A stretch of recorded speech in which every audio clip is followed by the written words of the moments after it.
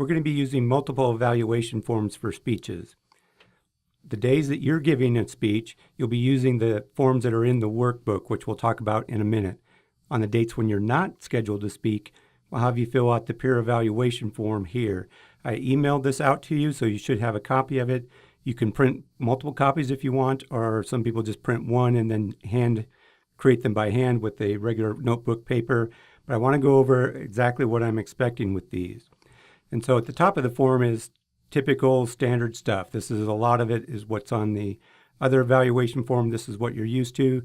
You'll notice that the range goes from impressive to yeah. You used to have it where it was, A, B, or C, but what people ended up doing was I'll give you an A if you give me an A, and that really didn't add any value. And so, as we go through, the first time you might think, oh, that was pretty impressive. But then once you see everybody else improve, you'll notice that there is quite a range. And if, you can be filling this out, and if you've got comments, great, because comments are really how we improve. So go ahead and fill this out. You can fill this out while the person is speaking, but it's the bottom half of the form that I really want you to focus on. And this part of the form I don't want you to complete until the speech is over. And so basically there are three different questions. The first three are, what are three positives that you liked about the speaker? And so, you can find something positive in anything. Hey, you didn't die, right? Or you didn't pee your pants. So focus on what you liked about the speech, and then what is one thing the speaker can do to improve. And you want to be specific. And so, can't just put, you suck, because that doesn't tell you anything. This is what the person is going to do in order to make it better next time. And again, your final grade in this class is largely determined by how other people do in the class as well. It's just one of those deals where, the rising tide raises all boats. And so you want people to do improvement. And so I have you focus on the three things that they did well, because that's what they're going to use to leverage to become better, to overcome the one specific thing that you think they can improve on. Now, when you get these back, you're probably going to get a whole bunch of different comments. And if every single one of them is different, you can't just say, well, I'm going to do all of these next time. You're going to pick one and focus on and try to improve that. But if you get these back and 90% of them say, make eye contact, then you know for a fact you need to make better eye contact next time. And so three things they did well, and what's one thing they can improve on. And then the last one is this confirmation of understanding. I want you to just list out what the speaker's main points were. The key with this is you can't fill this out while the person is speaking. I see people do that all the time. The person gets up and says, so 3 things we're going to talk about today. Buy Miller Lite because it tastes great, less filling, and it's cheap. And I see people writing down tastes great, less filling, and it's cheap. That doesn't help anybody. The purpose of this is after this person is done speaking, we've clapped, we spent 60 seconds going through identifying the 3 things that we liked, what's the one thing that they can improve. If they have done a good job of explaining what, in the beginning, tell us what your main points are going to be, then telling us during the speech, and then in the conclusion, tell us what you told us. If they have done that correctly, after you've answered the previous 2 questions, you should still be able to tell us what their main points were. And so if you're not able to tell us what their main points were, that tells them that they need to be more clear next time with what it is that their main points were going to be. So you're not helping anybody by cheating and filling these in as they're speaking, because when the person gets these back, as you're going through these and you see that nobody got your main points, that should be a red flag saying next time you need to be very clear. There are 3 things we're going to talk about today. Number 1, number 2, number 3. And then you go through and let me tell you about number 1. Let me tell you about number 2. Let me tell you about number 3. Then when you get to the conclusion, so we talked about 3 things today. Number 1, number 2, number 3. If you can do that, we should be able to, after we spent a minute filling out the above questions, we should be able to get, or most people anyway, should be able to get your 3 points. If you only have 2 main points, then obviously you just leave number 3 blank. Here's the evaluation form that I'm going to use. This is available on Blackboard if you want to take a look at it. You do not need to bring these. I will have copies of these. It looks different, but it's essentially the same as the back page of the evaluation form that you have in your workbook. And so this evaluation form, the one in the workbook, will be what you fill out the day that you speak.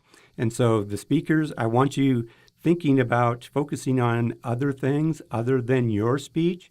So on the day that you are scheduled to speak, I'm going to have you fill out the same forms that I fill out.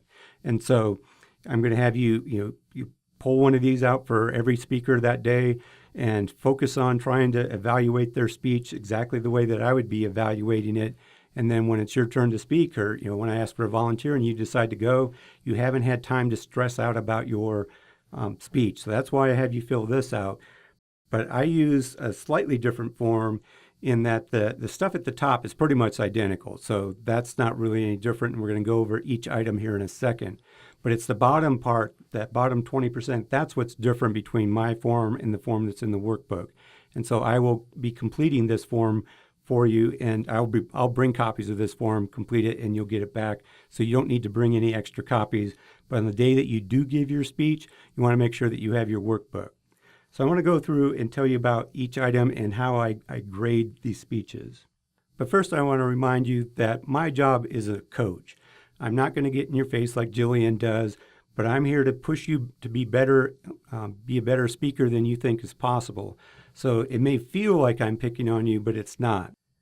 This is the top of the form. This is the informative speech evaluation. If you notice at the top, I have a 3-point scale, essentially. Basically, the 0 is kind of a, you did it. The plus is good job. That was pretty good. And then the double plus is excellent. So that's really all I grade you on, is from very good, to excellent. So those are the 3 forms that I use. But you'll notice that there's a lot more involved with that. Well, because what I do is, as I'm looking or watching your speech, on the introduction, there are 5 things I'm looking for. They can grab our attention, tell us what your subject is, what do you want us to think, feel, or do, give us a reason to listen, establish your credibility, and preview your main points. If you do those 5 things, and I thought you did a pretty good job, then I would circle 6. And so, you did those 5 underneath the pretty good, so I'd circle the 6. But, especially on the first speeches, you're going to be missing a lot of things. And so say you get up and you give your speech, but you start your speech with, "Hi, my name is." What I'm going to do is I'm going to circle attention, and I'll probably write something like, don't start your speech with, "Hi, my name is." You want to jump in with both feet. And so I'm looking, and you do the other 4. So when I get done and I look and you did the other 4 and you did an okay job, it was, on that, I would have circled 4 points, but since you missed one of them, I'm going to move your score over by 1 spot, and so you end up with 2 points for that. Now, let's say you go on and you do this, except this time you also don't tell us why we should listen to you, so you don't establish your credibility. You did the other 3, and you did an okay job with those, but this time you missed 2 things. So I'd actually move your score over 2 spots. But if you notice that there is nothing after 2 spots, and so your score actually on that would end up being 0. This is what freaks people out. There are going to be a lot of zeros on the first speech. In fact, your total score on the first speech is generally somewhere under 40. And people panic thinking, "Oh my God, I'm failing the class." No, you are not failing the class. It's just that you're missing a lot of things. And so by doing it this way, by circling the stuff, I'm basically trying to tell you that here's some holes. These are things that you need to include next time. And so what you're going to find is that as you go through and you do your speeches, with each successive speech, you're going to have fewer things circled. So you're going to, things are going to not be moving to the left as much. And you're also going to be going from kind of a that was okay, to that was very good, to that was excellent. So in the beginning, I fully expect you to have all of the lot of things circled. Think of this as kind of like a baseline assessment. So first day of PE class, we make you run. And so we make you run to see, okay, where are you at right now? And then we can build a plan to try to get you better so that you're doing very good by the end of the semester. That's exactly how to treat the first speech. Treat it as if this is just, a chance for you to get up, figure out, where you're at, find all the holes, and then we can work on filling those holes and polishing the edges as we go through. So don't panic about scores. The final grades will take care of themselves. Been doing this a very long time, and I know how to make this all work. So don't panic when you see you get a lot of zeros. So I go through and we do that for every single line. But now notice that I mentioned in the past that preview statements are going to be very important. So if you don't preview your main points, you're going to get that circled. So obviously your score is going to move over one spot to the left. But because you didn't preview your main points, there's a cascade effect to that. Then because you didn't preview your main points, the organizational pattern that you're going to be using isn't clear because you didn't tell us what that was going to be. So that one's going to get circled as well. And so you're going to lose points, going to the left with that one. And then as you go through, if it wasn't clear what your main points were, it's probably not going to be obvious that you're making transitions. So you're probably going to lose points with that one as well. So you really want to make sure that you preview your main points. Tell us what you're going to tell us. Tell us what they are, and then tell us how many you have and what they are called. And you don't have to say, I'm going to talk about 3 things today. Buy Miller Lite because it tastes great, less filling, and it's cheap. You can communicate, I'm going to talk about 3 things by simply ticking them off on your fingers. Or you should buy Miller Lite because it tastes great. It's less filling, and it's cheap. So you want to make sure that you preview your main points. You also want to make sure that you tell us what you want us to think, feel, or do. What is your subject? Because if you don't tell us that, then your central idea isn't identifiable. There are no murder mysteries in a speech. So tell us right up front, this is what I want you to think, feel, or do, so that we know that's the target that we're heading towards down the end. There's a document on Blackboard that has definitions for each one of these items, but since a lot of people don't seem to read what's on Blackboard, I will go through it so you get a sense. So attention, that's where, first words out of your mouth, you have to grab our attention. Dive into a speech. Jump in with both feet. You don't meander into a speech. Most people lose points here for beginning with things like, hi, my name is, or let me start by telling you a story. No, just start with the story. Jump in. Subject, this is what do you want us to think, feel, or do. Don't say, I'm going to persuade you of, because that will make us dig our heels in, because people don't like changing their minds. But let us know, specifically what you are after, without saying, I'm going to persuade you. Give us a reason to listen. What's in it for us? Don't expect us to figure it out. This is something you have to do in every speech. But if you notice, this one is also worth 20 points at the bottom of this evaluation form, which we'll get to in a second. But you have to do that with every speech. Establish your credibility. Tell us why you're worth listening to, right? This is the opportunity to toot your own horn. And then preview your main points by telling us what you're going to tell us, right?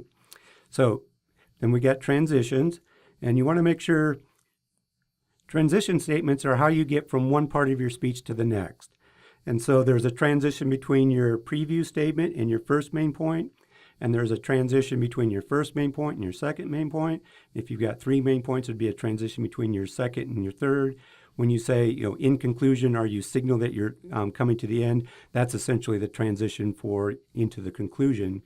But you want your transitions to be obvious.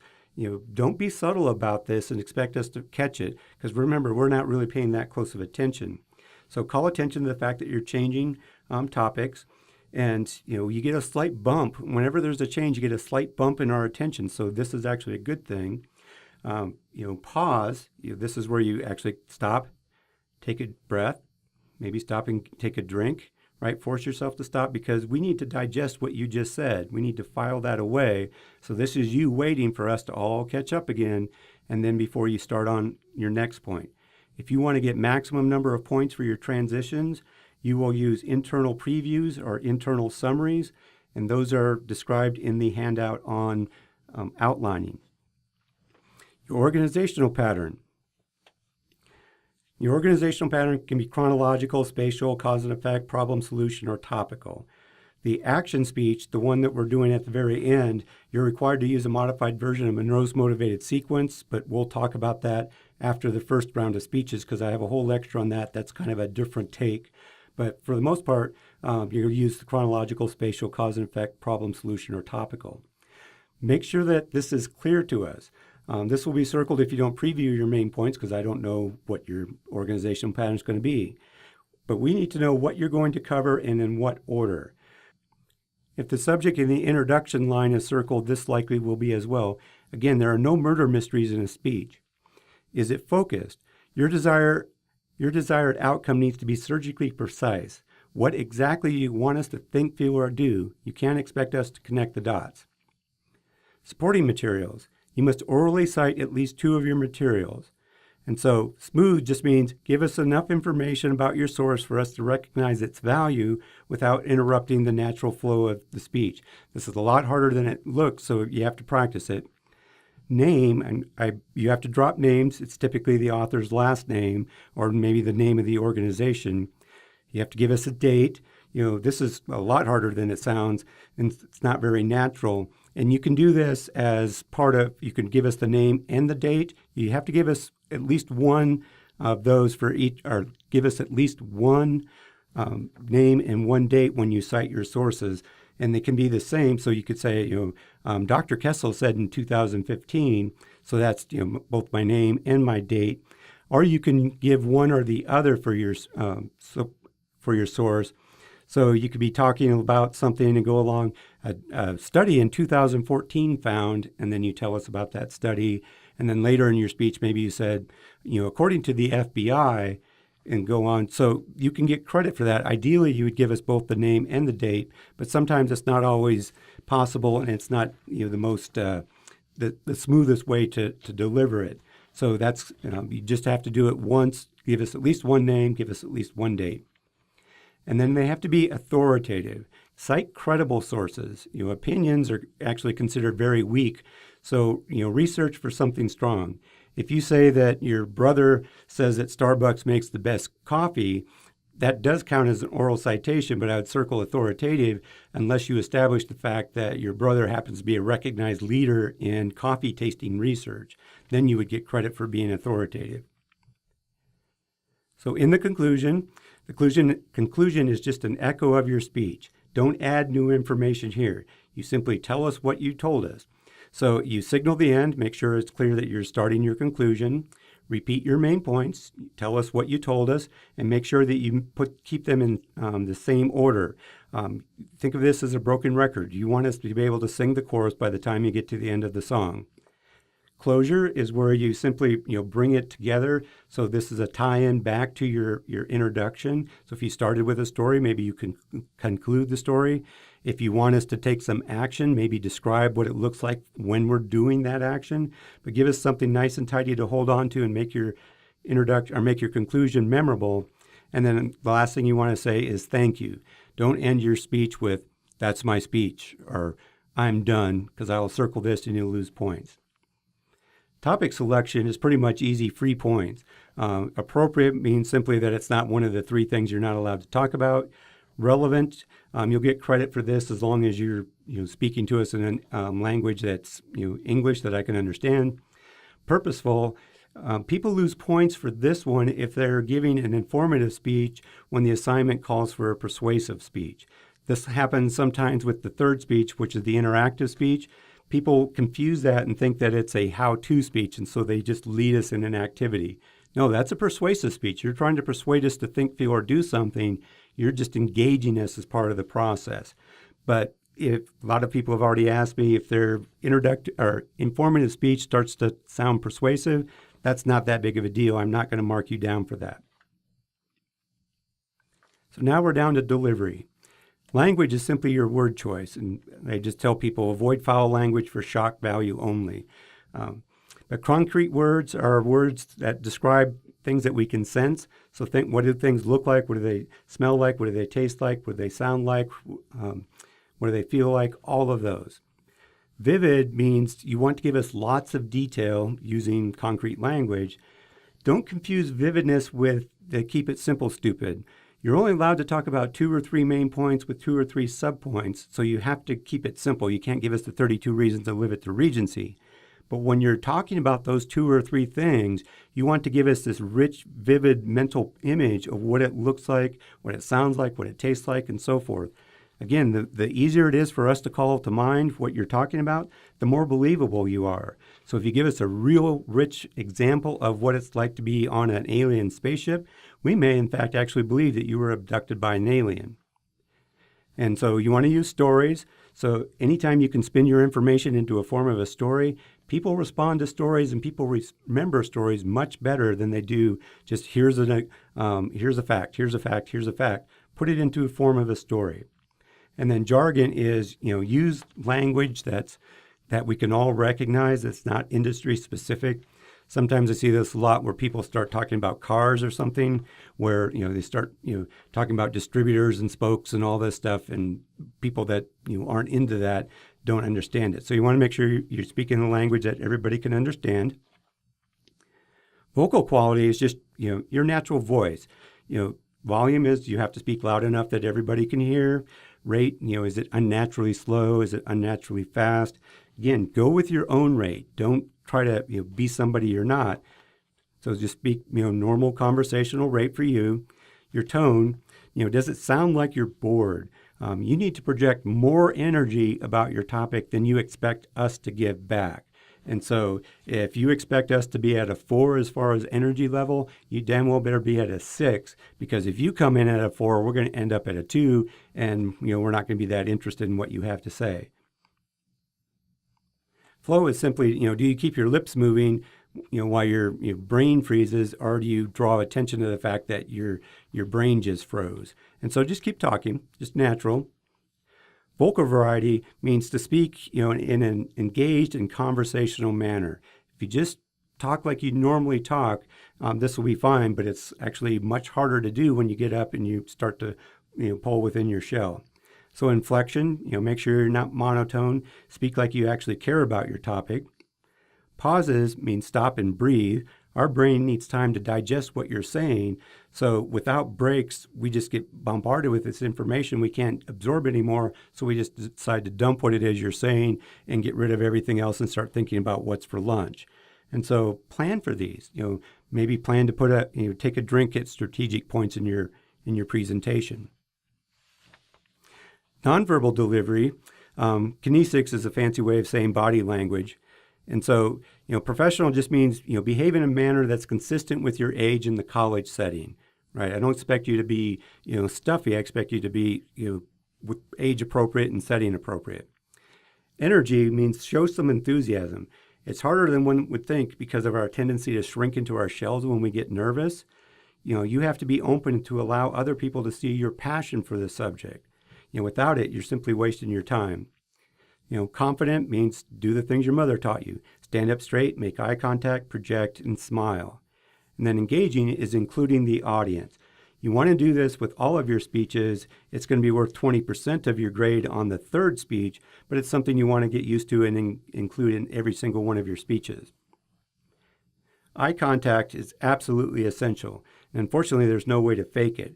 Frequently, this is where people lose most of their points on the first speech, maybe second, and sometimes even the third speech.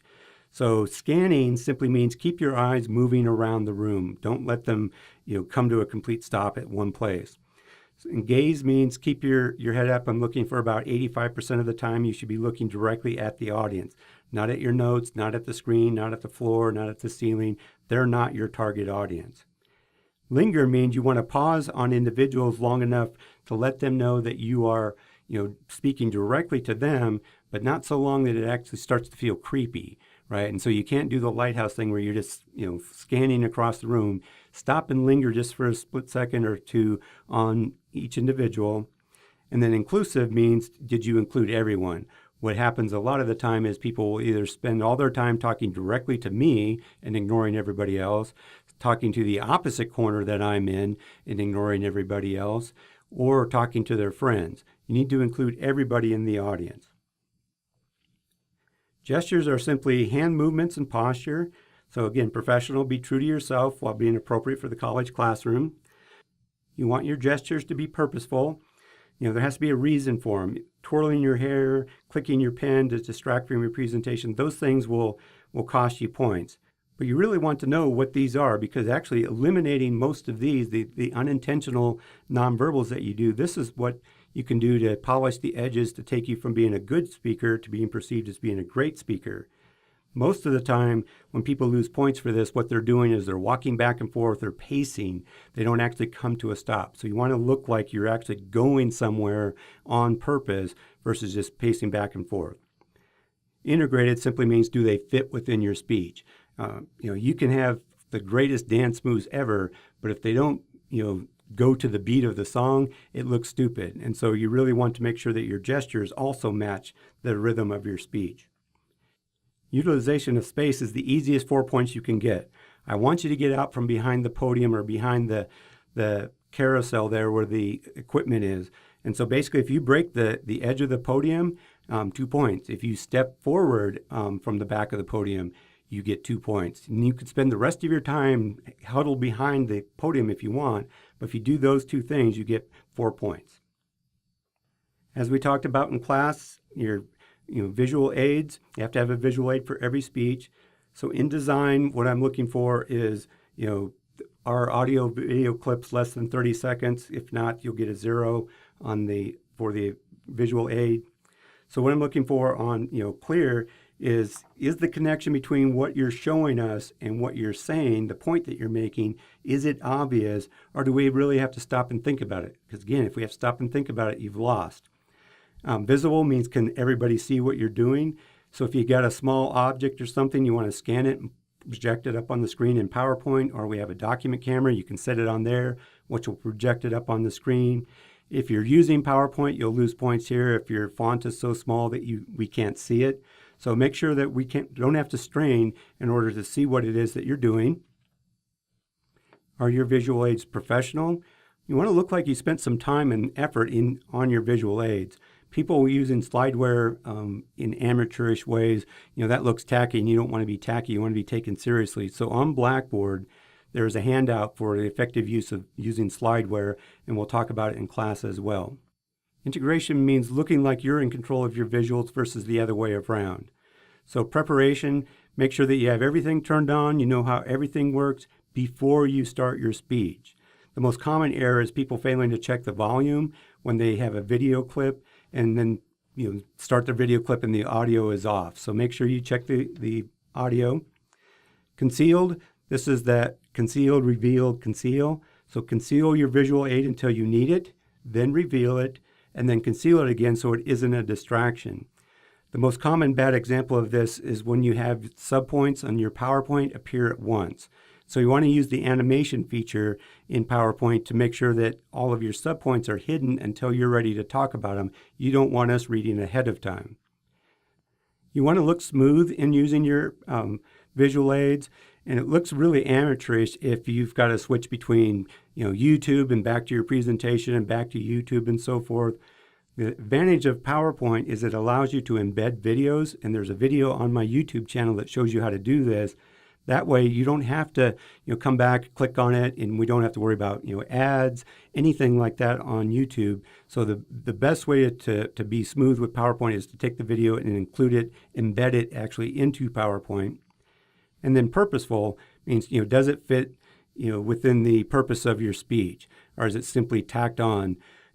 I've had somebody actually in the middle of his presentation, he put up pictures of scantily clad women in their bikinis, and just because he thought it was funny. Well, that may have been funny, but we don't remember anything about your speech. So your visual aid adds value to your speech versus detracting from your speech.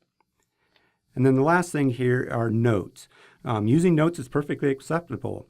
I'm looking for effective, unobtrusive use of notes, not the fact that you didn't use notes. So reading your notes or using something like index cards or something other than index cards, you're going to lose points for that. And if you have more than 6 cards or more than 6 words on a card, you'll lose 10 points for having that. But, go ahead and use notes, because your brain's going to be going a mile a minute. They're simply there to keep you in sequence. Talk about this first, talk about this second, talk about this third. They're not there to put words in your mouth. And so, why not use them? You just want to be unobtrusive. And so the thing that we're really trying to get away from is where you have to drop your head to see your notes. Write them, large, put them out somewhere in front of you so you can keep maintaining eye contact with the audience. With a quick glance, you can just shift your eyes without moving your head. You can glance down, realize, okay, this is what I'm supposed to talk about next, and then you run with it. For the 4 different speeches, each one has a different evaluation form. For the most part, the above 80% is identical. There's some slight changes because it's a persuasive speech versus a informative speech. And if you look at the ones on Blackboard, I actually highlight in yellow everything that's different from the previous speech. But this bottom 20% is different for every speech. And so on this first one, I'm looking for relevance of the topic. Again, I'm not grading on whether or not I think your topic was of immediate interest and value. I'm judging, did you tell us that it was of immediate interest and value? You have to establish why we should pay attention to your speech. Don't expect us to figure it out. So, zombies are here because there's a dead body on the floor. That's, knowing how to kill a zombie is of immediate interest and value. If you talk about, that the zombie thing is, going to come, that, it's, next week or something like that, that might be of future interest and value. If you really don't, establish, but that there's a time frame involved, but it's something that, most of us would think is, valuable that we need to know. You'd only get 12 points. If it's interesting, you can get 4 points. And if it's not interesting at all, sit down, shut up, let us go home early, you only get 4 points for that. And then the very last line is the time. So the person will shout out what the time is after you're done speaking. I'll write it down there. As long as you're within 5 to 7 minutes, I'll just put a -0 because you don't lose any points. But you lose 10 points for every minute or partial minute you are over or under your speech, the timeline. So you want to make sure that you finish within that 2-minute window. So when all is said and done, I go through, I add them all up. The first speech is worth 100 points, so I just total them up, write your score down there, and move on, and we do the next speech. Now, again, these speeches are going to be, I expect you to score in the 20, 30, 40-point range on the first speech. It's not because you suck, not because I don't like you. It's because you've got a lot of holes in your speech. It's going to be those items that are circled. And so we just work at it. Next time you're going to have fewer holes, and you're probably going to do better on the things that you already do. And then the third speech, you're going to do so much better, you're going to have fewer holes.